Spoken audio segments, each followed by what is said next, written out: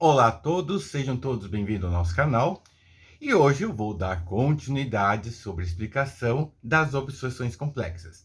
Em outros vídeos, eu apresentei apenas os casos em que leva uma pessoa a necessitar de um auxílio um pouco mais específico para esse tipo de situação.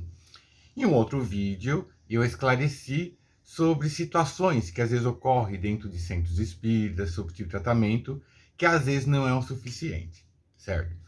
Hoje eu já vou comentar o que ou quem está por detrás desse tipo de obsessão, certo? Bom, nós sabemos que quando desencarnamos, nenhum de nós vira santo ou vira anjo. Ainda, pelo menos na nossa condição evolutiva, não temos essa vibração, essa condição ainda.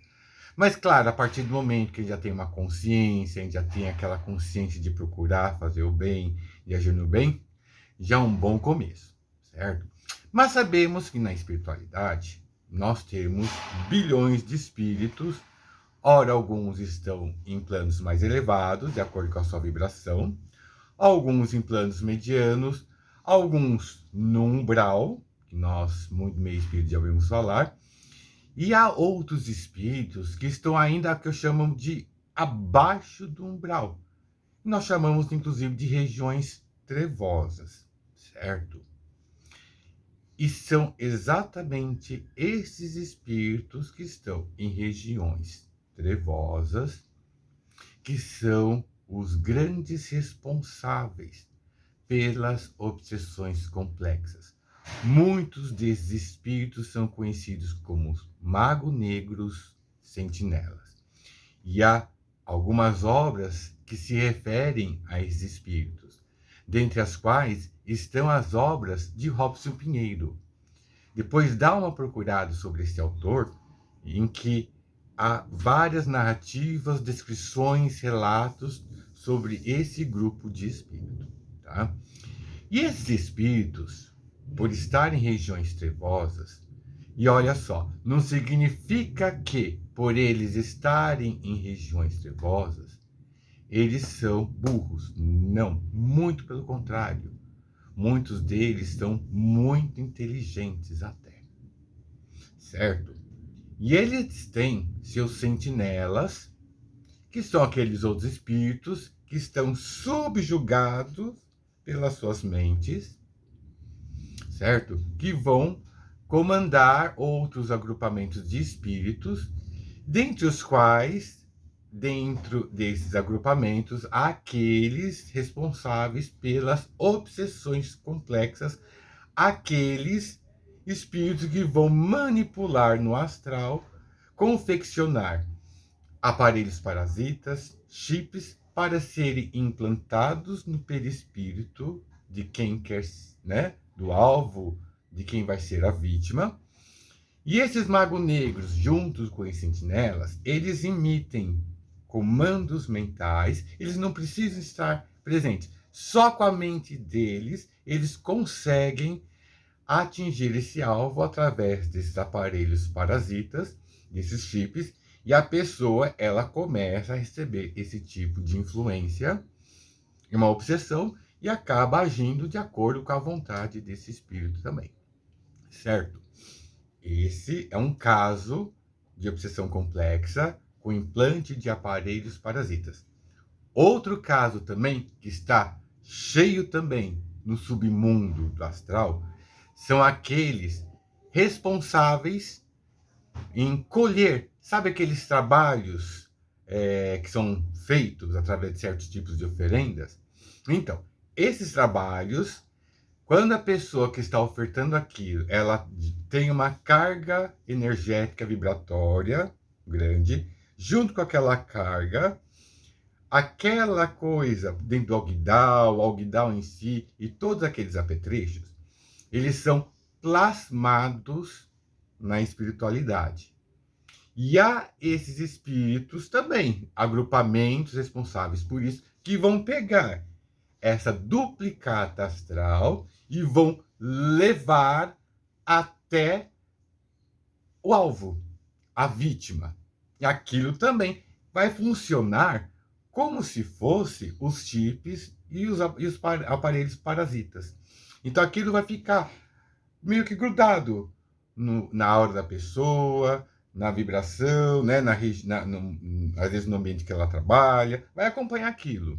E aquilo está cheio de vibrações, muitas vezes de ódio, raiva e outros tipos de energias, que a pessoa, naturalmente, muitas vezes por própria invigilância, acaba entrando em sintonia com aquilo, captando aquela vontade e desenvolvendo doenças. Em muitos casos, pode-se chegar até a loucura. Certo? Então, eu dei esses dois exemplos e para se remover esse tipo de influência, então vocês percebam que não basta simplesmente uma simples orientação, doutrinação. Não, tem que haver um preparo e um respaldo muito grande daqueles que vão atuar no socorro daquele assistido, contar também com preparo com a equipe espiritual que vai dar todo aquele suporte e auxílio. Por quê? Em uma reunião de apometria, esses espíritos magos-negros, também sentinelas e outros, eles são meio que são presos dentro de campos de forças. Esses campos de força são muito bem preparados, plasmados, para que eles não possam também conseguir mais emitir e, ao mesmo tempo, são encaminhados a lugares distantes, inclusive, para não mais interferir ou fazer com que alguém sofra a sua influência. Então, na apometria, não tem mais aquela história de tentar o diálogo e usar o livre-arbítrio daqueles encarnados. Muitas vezes isso não funciona. Então, num tratamento, eles vão pedir o seguinte: chegou o momento da gente dar um basta nessa história. Quer você queira, quer você não queira. Certo? Nesse caso, não se respeita o livre-arbítrio do desencarnado, porque ele também não respeitou o livre-arbítrio da pessoa, do alvo ser atingido. Então, é feito o encaminhamento desses espíritos e, ao mesmo tempo, as energias que são exudadas dos médios, que são doados pelos médios encarnados, que é o ectoplasma, aquelas energias manipuladas pelos benfeitores, que vai fazer com que remova esses chips, esses aparelhos parasitas. E também, no caso daquela magia feita no Algidal, também esse ectoplasma também vai ser retirado. E esse desencarnado que estava também, né, tomando conta daquele Algidal, daquele trabalho, usando aquela vibração, influenciando a vítima, também é a mesma coisa. Então ele vai ser o quê? Removido com a ajuda não só do ectoplasma, dos médiuns, mas no caso da Umbanda eles vão utilizar outros elementos, inclusive, que vai facilitar, inclusive, a remoção dessa magia. Certo? E claro, após isso, a pessoa é reorientada a buscar melhorar seus valores íntimos, a se melhorar como ser humano, porque tem um detalhe: aquela pessoa que recebeu a magia, muitas vezes, infelizmente, ela mereceu aquilo. Certo? Em muitos casos, são pessoas que, infelizmente, né, aprontaram com um, aprontaram com outros. Vamos dar exemplos em questões afetivas, certo? São pessoas que, às vezes, né, enganaram um, enganaram o outro. Então, vai aquela pessoa, o fulano, a fulana lá, vai lá num terreiro, no pai ou mãe, não sei das quantas, e pede fazer um trabalho lá, certo? De amarração, um exemplo. É muito comum isso, certo? E a pessoa vai sofrer aquela influência. Claro que há casos também, não podemos generalizar, por isso que cada situação deve ser analisada. Há casos também em que muitos desses espíritos eles tentam perseguir as pessoas que levam luz, aquelas pessoas que levam esclarecimento. Então, essas pessoas que levam luzes, esclarecimentos a outras pessoas, elas devem também contar com um suporte muito grande. É um teste, é uma prova? É. Certo? A quem muito foi dado, muito será pedido. Então, essas pessoas também vão ter que estar em constante vigilância. Mas calma, não é aquela coisa também absurda, não.